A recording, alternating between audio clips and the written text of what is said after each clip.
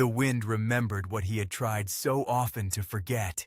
It ran low over the prairie, carrying away the fine, dry dust and the echo of a life that had narrowed until only a few things remained in Caleb Blackwood's world. The house with its weathered porch, the small corral, and the 3 crosses on the ridge where he went sometimes at dusk to stand with his hands in his pockets and let grief be a thing measured by the length of a shadow. He split wood with the rhythm he'd kept since the day the world tilted. 1 blow, 2, the timber giving with familiar complaint. The axe rang against the air in regular, indifferent time. The 3 crosses watched from the hilltop like punctuation at the end of a sentence Caleb could not yet read. People in town had long ago stopped asking him to talk about it.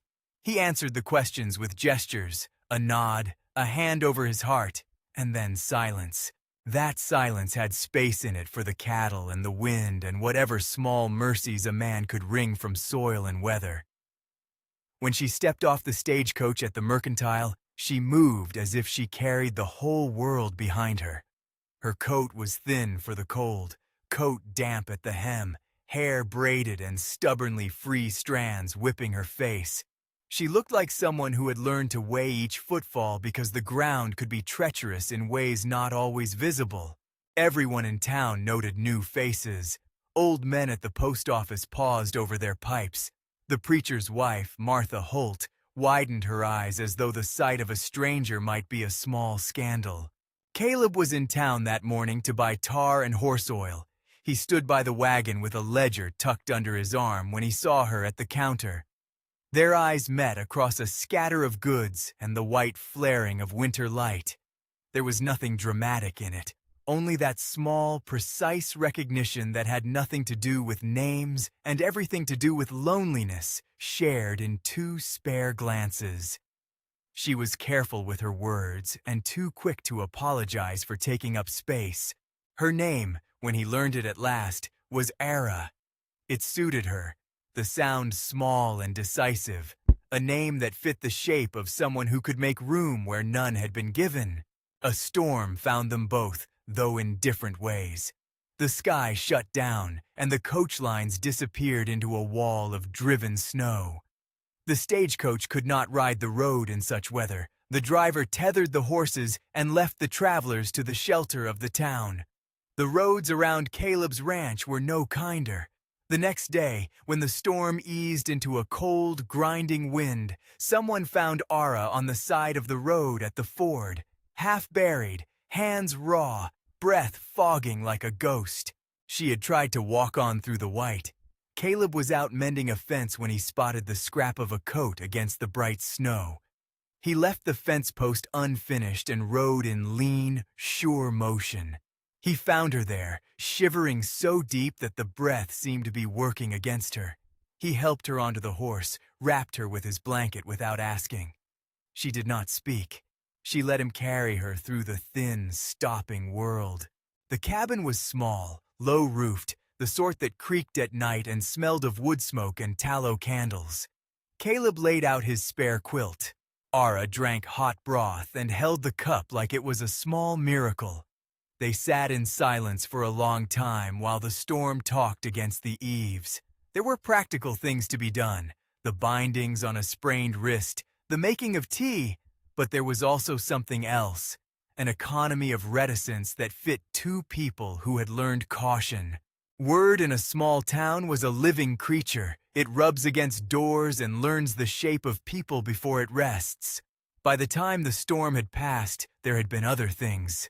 A missing pocket watch from Mr. Henderson's counter, the Mercantile's ledger short a small sum, and gossip that moved with the velocity of winter air. Someone had said they'd seen Ara near the counter. Someone else said they'd noticed the watch. Rumors stacked like snowdrifts. Martha Holt made a point of visiting the Mercantile to see what the fuss might be. Her presence suggested a moral census needed taking. The sheriff asked a few questions that meant more in their look than in what he wrote down. A woman in a town could be pressed thin by idle suspicions until there was no seam left to protect the tender things inside her. Ara answered questions with too few words. She returned a nod and a quiet denial, but the town was patient only with its own assumptions. When a small pouch of coins proved missing for reasons no one could fairly reckon, the eyes that had been kind yesterday turned uncertain.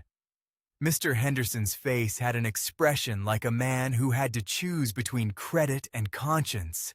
The choice in a small room stacked with canned goods and bolts of cloth felt heavier than it ought. They asked Ara to leave until the matter cleared. Exile in that town was an unspoken thing, an absence made present. She stood on the road with a borrowed sack, and Caleb watched as if someone had lit a match under the dry bones of his own life. He offered a place at his ranch. His offer was plain as the step: work in exchange for shelter. It was the kind of salvation that had no gilding. She accepted because there was nowhere else to go. If the first days were awkward, they were also honest. Winter reduced everything to small gestures. Ara swept the cabin in the mornings, stacking the coal. She learned the rhythm of the animals, how to move among them without spooking calves still a little wild from the cold. Caleb taught her to read the sky for weather and to find the right knot for the hay bale. They ate thin stew, and sometimes there was bread, warm from the oven. They spoke sparingly. When Caleb said anything about his life before the crosses, he said it with the practiced flatness of a man who had dialed grief down so it would not stop him from waking in the morning. A wolf's call one night broke the quiet. It was a long, thin sound that cut the dark like a remembered hurt. The animals were on edge. The sheep were close and restless. Caleb took his rifle to the pen and found Ara already there, hands steady as she moved among the sheep with a lantern. She had a way of putting herself between the animals and danger, as if it were the most natural thing in the world. The wolf came on the wind, a shape darker than the night. It thundered against the fence and escaped through a gap Caleb had not mended quickly enough. The chase was short and sharp, a coil of action and breath. Caleb and Ara moved in tandem, the two of them pushing the flock toward the corral. A ram took advantage of the chaos and twisted itself against the slats. Ara fought to keep the animal from panicking. In the confusion, a piece of cloth snagged on a nail and tore, and Ara's sleeve fell back. Caleb saw the mark then, in the guttering lantern light, the skin on the inside of her forearm puckered and pale, a jagged line that could have been left by hot iron. It was a branded scar, the edges raised and angry under the skin, like a map of a pain someone had tried to make last forever. He had seen scars before, a hand missing a finger, a split cheek from a brawl, the well-worn welt of a barroom story. This mark read differently. It read of ownership and a memory that had been burned into flesh. She froze. Something in her went small and taut, the way a string pulls an instrument silent. Her fingers clamped on the ram's fleece as if it were a steadying thing. When she realized Caleb had seen, the lantern light guttered against her face, catching the quick shadow that passed over her eyes. She did not speak for a long, thin heartbeat. Then she lifted her voice so low that the wind might have been the only listener and whispered, "Please, not again." The words were scarcely sound, thin, barely a ribbon between them. Caleb's hands were still on the rail. In that single, fragile syllable was everything that had been kept boxed and nailed down: fear, a plea, a past that hunted her by name. The brand was no secret anymore. It was the secret. He didn't ask what had made it. He did not press with clinical curiosity. He only threaded his fingers beneath the sleeve and lifted it further, inspected the scar with a gentleness that was less about the mark than about the person who bore it. Ara's breath hitched, and for a moment she was that thing again, a small body waiting to be chosen or discarded. The lantern threw shadows that made the skin look older, like a landscape sketched into her arm. That night, the storm came back, softer than before. They laid a fresh quilt across the bed, and Caleb washed the grime from Ara's hand with water heated over the range. She slept fitfully, jaw set, and once in the dark, she flinched awake as if someone had struck her. Caleb let her be when she needed distance. The discovery reshaped the room, as if the wires beneath the floor had been rearranged and an extra current passed between them. Months gradually eased the rawness of that first winter. Caleb found in the steady attention of work a way to keep the chaos at bay. Ara proved herself indispensable, not with words, but with the economy of her hands, mending harness, caring for the horses, knowing which calves were feeble and which would thrive. She labored with an almost fierce discretion, closing tasks from start to finish as if that was the proof of a life that could be counted on. In town, though, unease lingered. Silas Kane arrived like bad weather, not in an instant but as a rumor that refused to subside. He came with the smell of fine cigar smoke and claims of development, of plans to make the valley into something brighter, something profitable. Men with money tend to have a smooth tongue and a patience for small compromises. He offered loans, he offered jobs that promised more than the mercantile could, and he gave speeches about progress until the preacher's wife softened her look at him. There was a way he placed his hand on a man's shoulder and made the man feel like someone who could be part of something larger than his fence posts and his debts. Sheriff and townsmen welcomed him with handshakes. Silas had charm enough to bend the town to the softened shape of his influence. He looked past the crosses on Caleb's hill with a man's practiced disregard for small griefs. When he saw Ara, he smiled in a manner that didn't touch her eyes. There was something in his gaze that made the air thin. Caleb watched him as a farmer watches a new storm on the horizon. He did not like what it would do to the land. He did not like the way Silas's men circled the valley, making claims and measuring things with an air of entitlement. Men like Silas spoke of maps and deeds, as if the land were a ledger to be balanced. They did not know the creak of an orchard in spring, or the secret places the river used in flood. One night the barn was found slashed, not burned. Somebody had gone to the trouble not to set flame, but the slats were cut and the ropes that held the hay bales were sawn through with a blade that moved with practiced care. Livestock were spooked, some broke away. The damage was deliberate and meant to frighten. Dissent in a small town has a way of finding a scapegoat. Fingers turned toward those who stood outside the circle that Silas would make whole by purchase and persuasion. Jed Mills had been Caleb's oldest friend in the valley. He had a laugh like an open gate, and he did not have much patience for rich men who came with promises and left debts behind. Jed was the sort to stand in the middle of a room and ask a question that made others rearrange themselves. He confronted Silas the evening after the barn was found, words heated, hands on hips, a crowd divided between whiskey and the cold. There was talk of Jed going out to see who had cut the ropes. He rode with a candle of anger burning low in the middle of him. He did not return. His horse came back without him at dawn, head shaking, nostrils wide. They found Jed down at the wash of stone, face turned like a man who had broken something inside himself to keep it out of sight. He was not slain in the dramatic way men wrote in ballads. The body was bent, a skull cracked against stone, and the story that filtered back, rumors and assumptions, was that a scuffle had ended badly. There were other ways to make a man disappear in a place with weather enough to swallow footprints.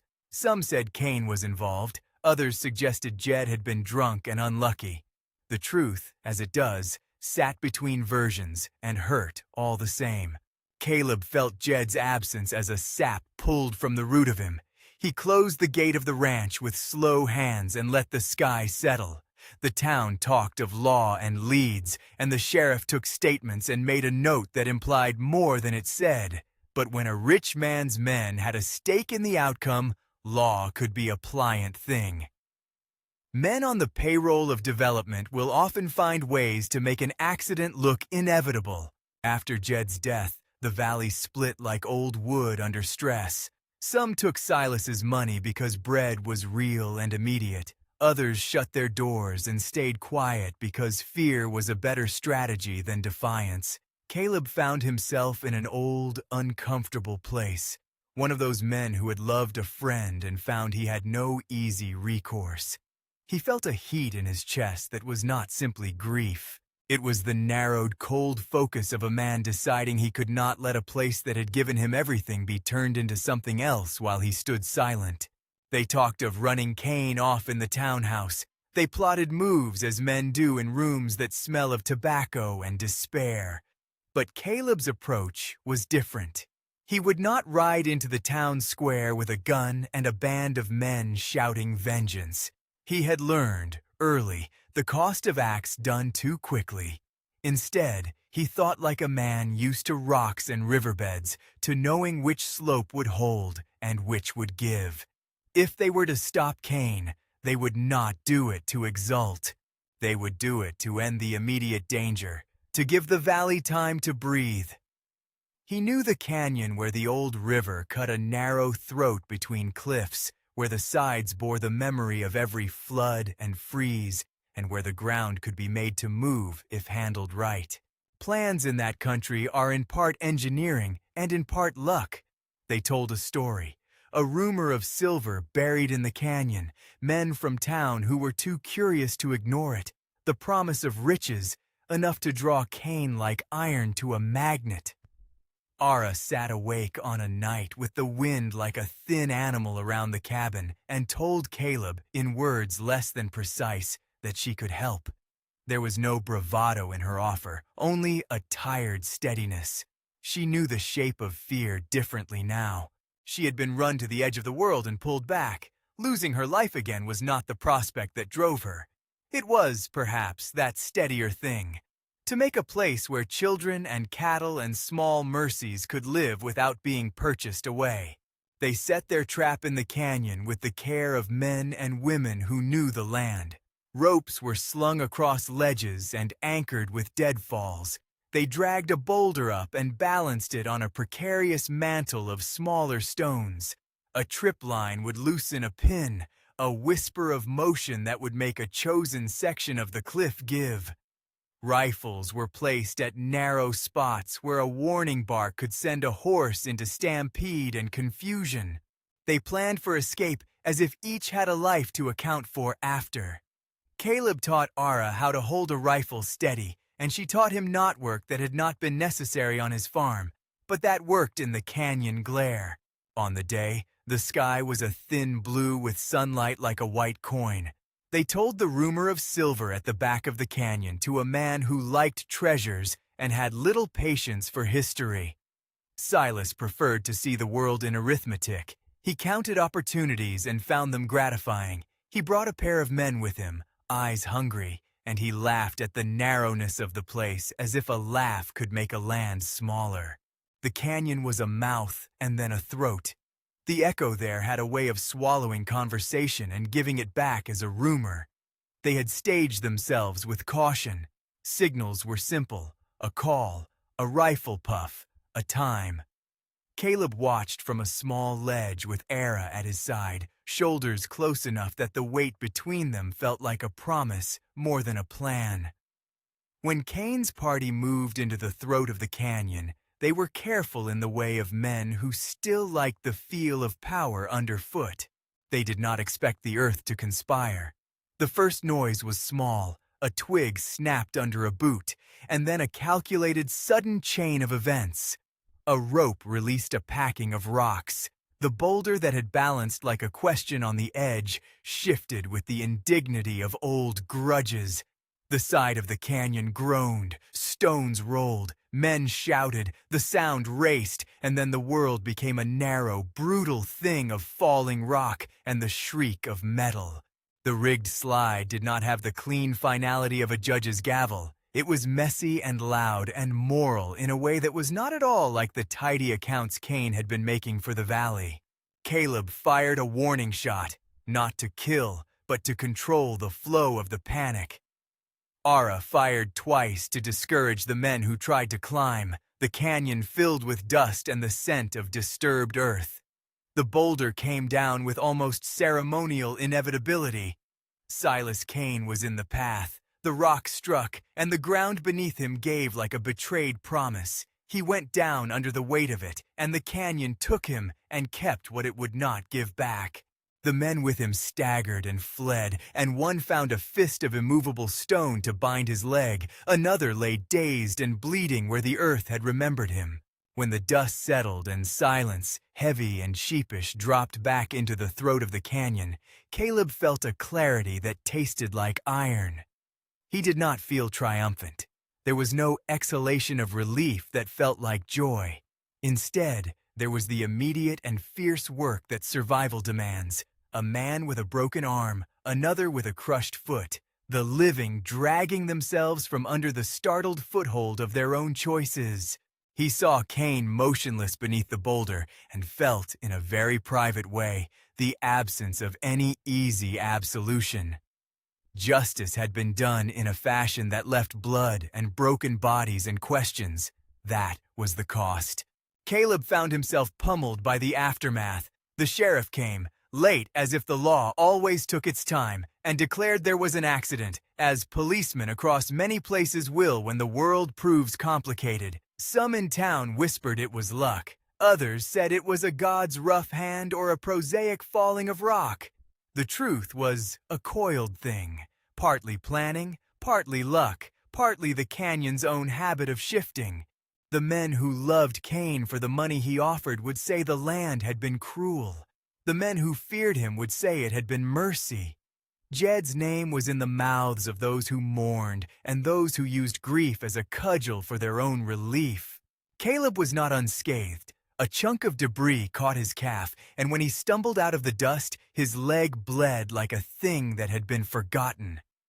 It was not a fatal wound, but it was enough to make his gait uneven and his nights long with ache. Ara had a cut across her palm where a shard had nicked her in the scramble. The town did not celebrate. At most, it exhaled a brittle relief. Karasik, no, Ara, stood in the doorway of the cabin the night they brought the last of the men in on stretchers and held herself like a person who had been measured and found small. They both bore the immediate, hard evidence of violence. Caleb's limp, Ara's flinches in the dark, the way she sometimes would wake and whisper into the dark as if some hand still hovered near her. They ate in the few hours left of the day and listened to the wind pick at the eaves.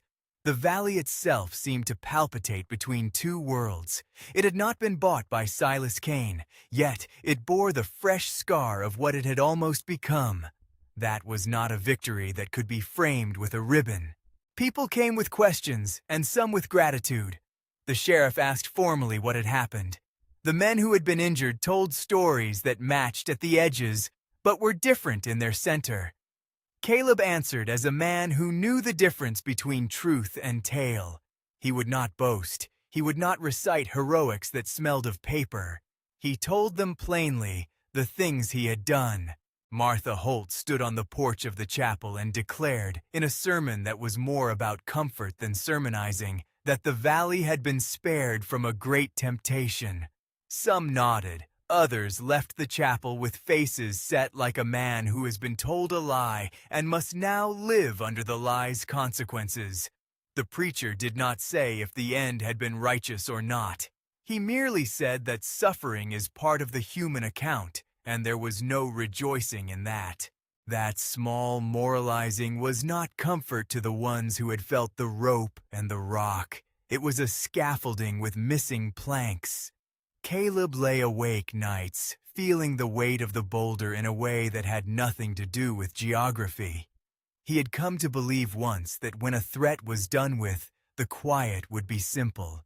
Instead, the quiet was complicated, a tangle of relief and the heavy knowledge that an act taken had lasting reverberations.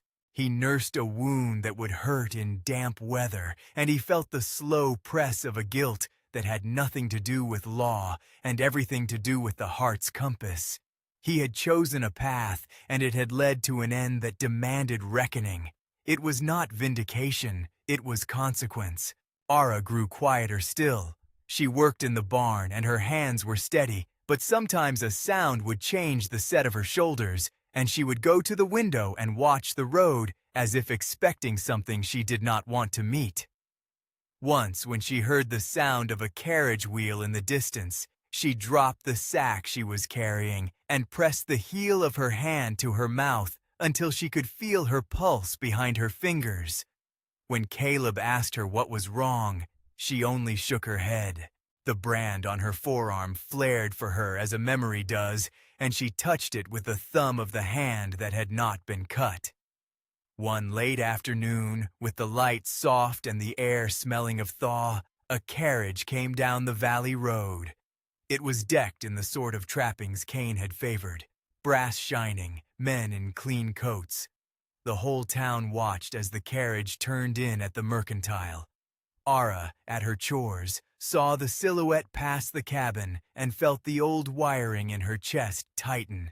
Her breath went shallow, and she then whispered, so low only Caleb could have heard, "Please, not again." Words once spoken had a way of anchoring themselves to a moment. That phrase returned like a tide. It was the same plea she had given in the lantern light that first winter, but now it had a harsher edge because it was not simply a memory being named, it was dread made present. Caleb saw her hand go still. He saw the way she drew her sleeve down, as if to cover what the world might read like a brand. Her fear was not merely for herself anymore. It was a fear for the valley, for the small, essential goods of a community that could be bought and sold. Silas stepped from the carriage with his accustomed, easy confidence. He smiled as a man who had done nothing wrong for so long that the world had learned to accept him as a benign fact. His eyes skimmed the town and then rested on Ara with a look that made the air thin.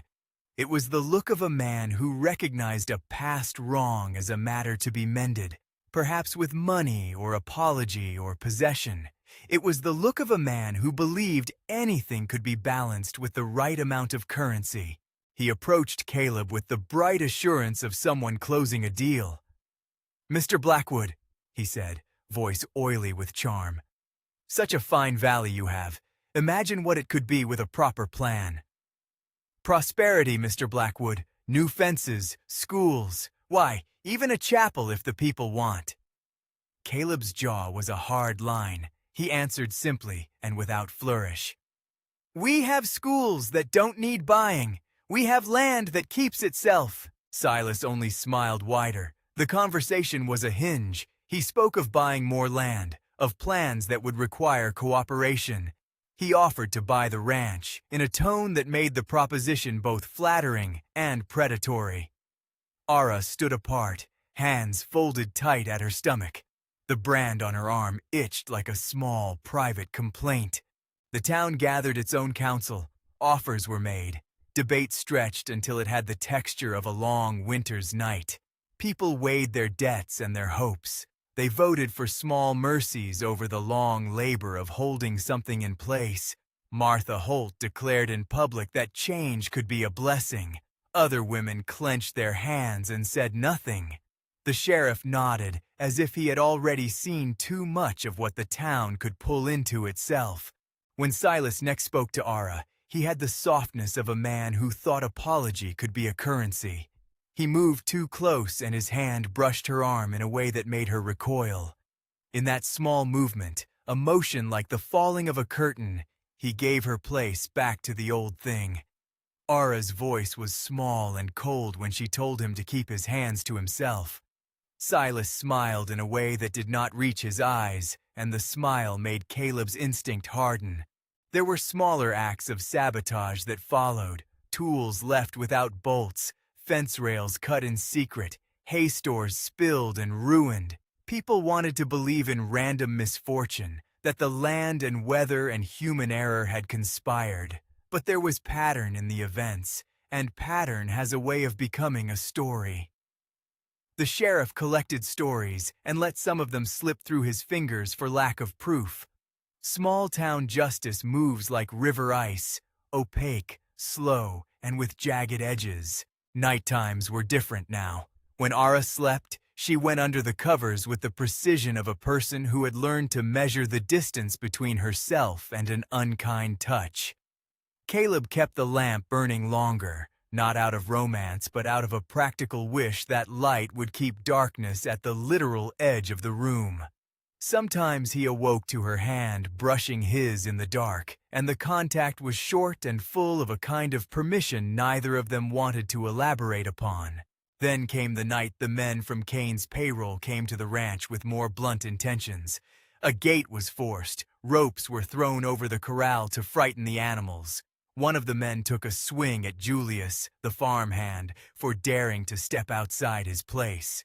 The scuffle brought the sheriff around in the morning, and a report filed that read like a man attempting to reconcile the world with the facts. Tensions stretched taut.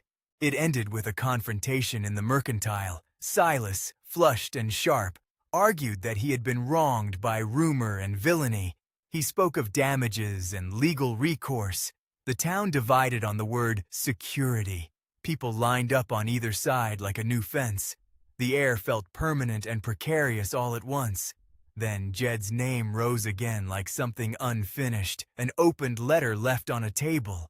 The valley limped onward, and Caleb understood the rough logic that sometimes governs the small places. Survive now, worry about the cost later. Caleb was not blind to the moral fog. He did not enjoy the line of choices that had narrowed until violence seemed the only clear solution. He knew well the danger of becoming the sort of man who thinks his rightness excuses whatever measures he takes. The night before they moved on the canyon, Caleb sat with Ara on the bench outside the cabin and looked at the crosses on the hill. They were darker there against the snow, marks that had been meant to memorialize and instead had become a private litany. He touched the wood with his fingers and felt the splinter of memory. "Ara," he said, low and careful. "Whatever comes of this, it won't fix everything. It will just be stopping one thing from happening again." She looked at him with a clarity he'd learned to trust. "I don't want the valley sold," she said. "I don't want what happened to me to be paid with other people's bones." He nodded, the slow movement of a man reconciling hope with the blood on the road.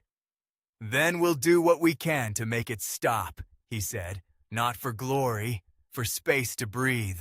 On the day of the canyon, they moved in the hush of people who had given themselves to a single necessary task. The plan required precision and restraint. Ara watched them with an expression that was neither bravado nor fear. It was the expression of someone who knew the cost of a life that let itself be owned. Caleb felt in his chest the old, blunt certainty that violence, even when measured, leaves marks. He told himself he would accept the consequences. That was the only place moral certainty had its use. It told you where you'd stand when the dust settled. When they set the line and the boulder and drew the men into the canyon, the day ran away from them like a horse startled at a sudden noise. The trip line went taut. The rocks began their slow, terrible journey downward. Shouts broke, the old echo of a place finding its own voice. Rifles barked, men fell and scrambled, arcs of dust marked the air. The rock found Silas with merciless neutrality. He did not die in the sort of theatrical moment poets prefer. He did not make a speech and fall. He went under a weight he had preferred to deny. There was a small, private wretchedness to the exactness of it. Caleb took a rock to the calf, and the pain was immediate and hot. He did not stop to curse. He pushed. He helped pull and drag the living from under the sweep of their own choices. They carried men down from ledges and set splints where limbs would not obey. They wrapped wounds and spoke little. Ara sat on a flat stone and watched like someone who would not let herself believe in a future too readily. When she saw what had been done and what had not, the brand on her arm seemed to flare again.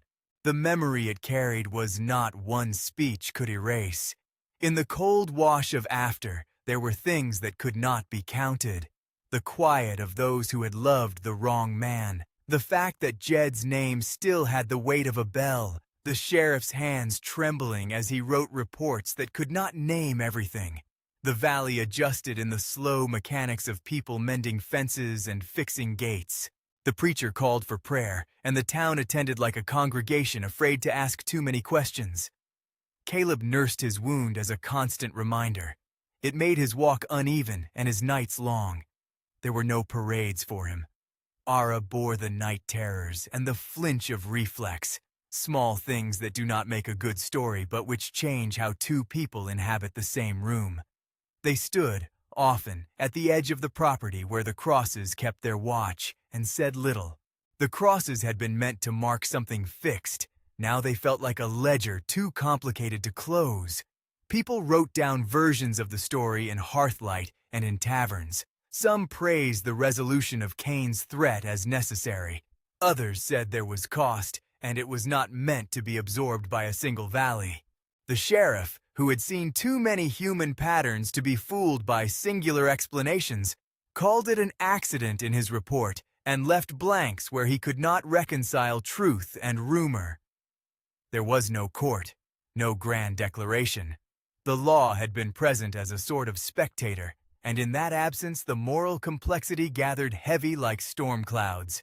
Spring crept along in muted steps. The snow thawed, not all at once, but in the careful motion of foothills and creek beds loosening their teeth. The crosses on the ridge seemed to lose an edge. Weather took some of their sharpness and left them like softened punctuation marks in a long sentence. Caleb and Ara found in the slant of the late light a way to stand beside one another without needing to narrate every ache. They repaired what had been broken, the fence by the creek, the gate that would not hang straight. They planted a tree near the porch, a small, stubborn thing that wanted to live even though the soil was thin. There was no grand absolution offered. The town shuffled, and sometimes old grudges reignited in minor ways. But for Caleb and Ara, the work of living stitched new seams. They taught each other practical things, how to mend a roof, how to hold an animal while it passed a fever night. They learned simple intimacies like how to fold shirts the way the other liked, or which room held the quiet when someone needed to think. They slept within reach of one another. They shared the lamp at the end of long nights. Those acts were small and prosaic. They were also the quiet, durable proof that a life could be rebuilt. Ara seldom spoke of the brand unless the moon was very full, and she found herself in a memory she couldn't otherwise set down. Even then, she did not tell stories. She gave Aranali, she gave the facts in a measured voice, like a ledger. Caleb listened without pressing. He had no desire to own her sorrow. There was only the certain work of tending what was in front of him. He knew how to plant a row of corn and how to stand sentinel at dusk. He learned, too, to notice the small ways a person began to trust again. The way Ara handed him the kettle with less of an edge.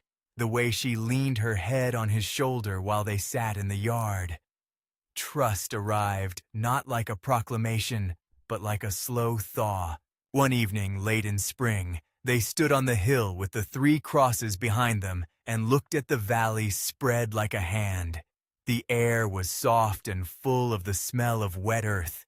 Children in town had started running again without the measured caution that had sat on them like a second skin. The river ran clear and bright. It felt possible to imagine that the future would not entirely be defined by what had been done in a canyon.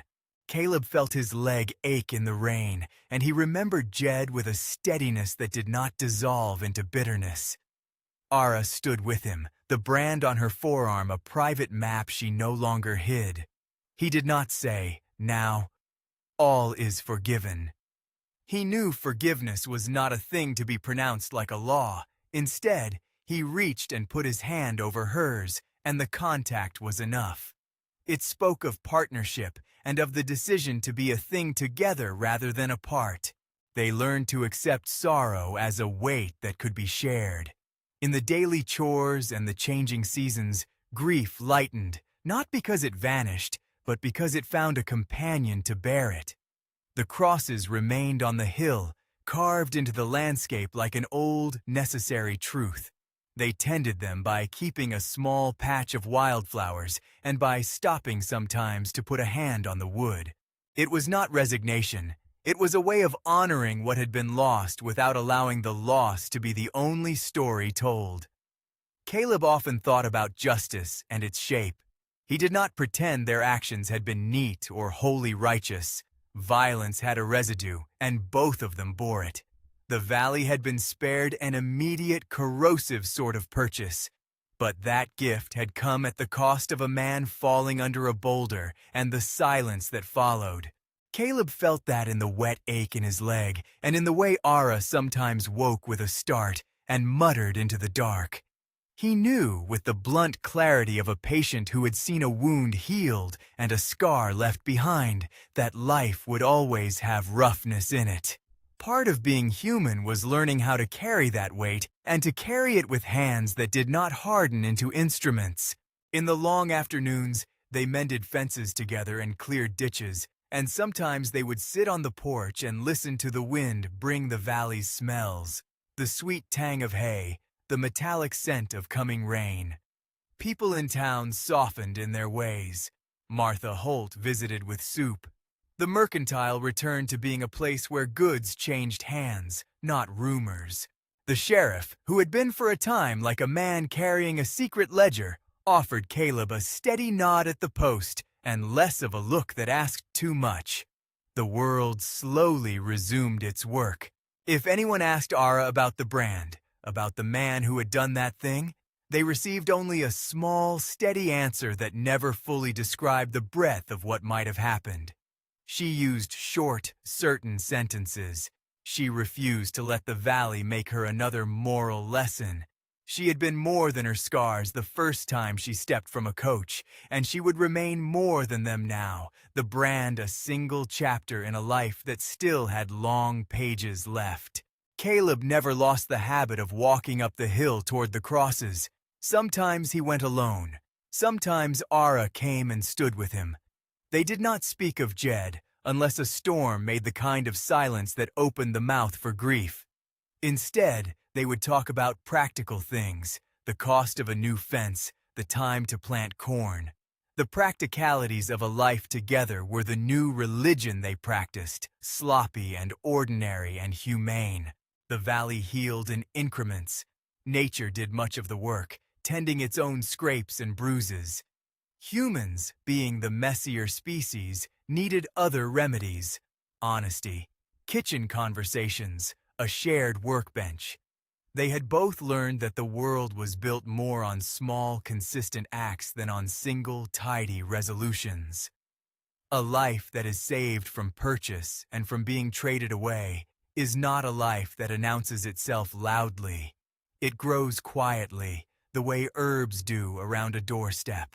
One late evening, when the light had the particular gold of a long day folding itself into night, Ara stood in the doorway, watching the road. The brand on her arm caught the light, not commanding the gaze but present, like a sentence written in a book you no longer read in terror. She turned and met Caleb's eyes, and he saw there not simply the woman who had once been marked, but the woman who had chosen a life in which her voice now counted. "Do you ever regret it?" she asked, the question small enough to tuck into a pocket. He considered, and his answer was honest in the sort of way that takes a lifetime to learn. "I regret the cost," he said, "but I don't regret the keeping of what we have." That was not a triumphal statement. It was a pact, an acceptance of the fact that life is often purchased by hard choices. They both bore their debts in small, daily ways. They planted the tree by the porch and watered it. When the leaves came back, there was a new habit of leaning against one another to watch the clouds and imagine futures that did not end in a canyon. In time, people stopped pointing to the day of the rockslide as though it were a talisman. It became instead one of many stories the valley told itself by the firelight. Children were born and raised there. The mercantile stocked candy for holidays. A few men who had been eager to sell their land for profit decided not to. Others had sold and left. The valley rearranged itself and preserved, in its small, stubborn way, a space for those who wanted the long labor of staying. Era and Caleb married not in a big ceremony, but in a modest exchange of vows under the one fruit tree they'd coaxed into life. They did not promise to erase each other's scars. They promised instead to keep each other safe enough that the new wounds would be less likely. The wedding was simple, attended by the people who had chosen to stay. The preacher and Martha Holt, who had softened into something like a friend, the sheriff, and a handful of neighbors. Some came with careful gestures, others with the open comfort of folk who had decided a life together was a thing worth honoring. Years later, the three crosses stood as they always had, not as a sign that suffering had been erased, but as a reminder of lives measured and mourned. Children played beneath the hill in summer with scraped knees and laughter that sounded like small bells. The wind still carried the memory of the valley's darker times, as wind is apt to do, but those memories were now integrated into a broader life where bread was baked and fences kept and people loved without tying their hearts to ledger lines. At night sometimes, Ara would roll the sleeve of her shirt up and look at the brand as one looks at an old scar. No animosity now in her examination, more a recognition of the contour of a map that had once been used to claim her. She touched it lightly, as if acknowledging an old traveler on a road she had already passed. If debt is part of being human, hers had been paid in a different coin, in a life that chose to stand with her rather than buy her away. Caleb learned to sleep again without the ache of the canyon's echo. His leg still gave him trouble when the rain came, but it had become a companion rather than a master. He built a shelf in the barn in Jed's memory and placed there a small hammer Jed had used. Sometimes he found himself talking aloud to the man in the kind of quiet that honors someone who had been gone too soon. Sometimes, in the hush when the lamp burned low and the wind had learned to fold itself around the house, Ara would whisper the same two words she had said in the lantern light months before. "Please, not again." But now the voice would be softer and not filled with the same terror. It was quieter because it had been answered, not with a grandiose absolution but with steady daily effort. Keeping watch, building fences, listening. There was no trumpet, there was no official marker of victory. The valley had been spared one kind of purchase and had absorbed the cost of another kind of justice. The world kept its impartial rules. The rock slide had happened. Men had been injured. People had died. Life continued, different. And the difference was that where once their lives might have been bought or sold, now they had something that was not easily transferred. The fact of their mutual care. On the porch one late summer afternoon, they watched the light move across the field. The crosses on the hill were softened by distance and by the way seasons wear away even grief into something you can carry more lightly. Ara leaned her head on Caleb's shoulder, and he felt a small, steady thing. Not triumph, but the durable warmth of a life being tended. The valley hummed with its usual chores, and three crosses were no longer the only thing that marked the horizon. If this story touched you, if the quiet weight of this valley and the slow ways people heal stayed with you, consider standing with more tales like this. Subscribe and listen for the next one, where other lives find their ways through storms and the soft labor of being human.